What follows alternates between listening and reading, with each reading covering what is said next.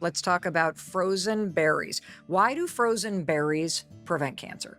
So there's research with berries that's so exciting, both for breast cancer prevention as well as breast cancer survivorship. For every 2 servings a week, it can reduce the risk of breast cancer. And for breast cancer survivors, it can reduce the risk of dying from breast cancer by 25%. This was in the Nurses' Health Study. These purple sweet potatoes, can we talk about those? Yeah, so let's talk about the purple sweet potatoes. Why do purple sweet potatoes prevent cancer? So I love the berries, right? There's 150% more anthocyanins in these purple sweet potatoes than there are in those berries. Anthocyanins, like many of these other phytonutrients we see in these vegetables and fruits that we have here, they have the opportunity to come into our body.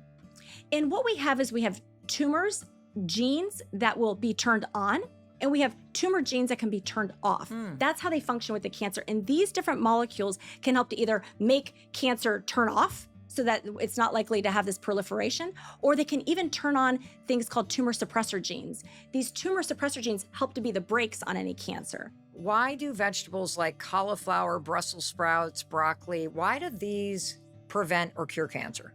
These are some of the most powerful vegetables when it comes to breast cancer. And there's so many fun facts with it. So if we look at this cauliflower and broccoli, these are beautiful cruciferous vegetables. And maybe when I'm ready to cook these, I'll chomp on a few of these before I cook it. And you know why? Why? Because when they're raw, there's an enzyme in them called myrosinase.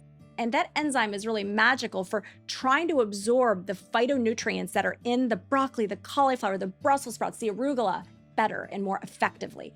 So when it comes to breast cancer, it helps to make estrogen into a less proliferative form. What's proliferative mean? You know, when we think of the breast tissue, we think of the fact that the breast tissue itself can be in a proliferative state where cells can grow more. Got it. And what the broccoli can do is it can transition the estrogen actually in our body to a form of estrogen that doesn't cause that proliferation. Proliferation is growth. So you can imagine if something's upregulating growth, that's not a good thing, right? We want things that try to turn off that growth, and it keeps that in check. Let's talk about kiwi.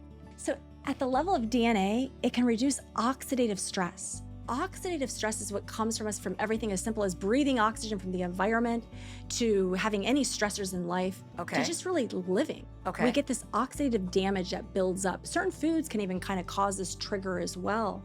But what these little magical fruits do is they go in and they help to turn off that oxidative stress. They come to the rescue.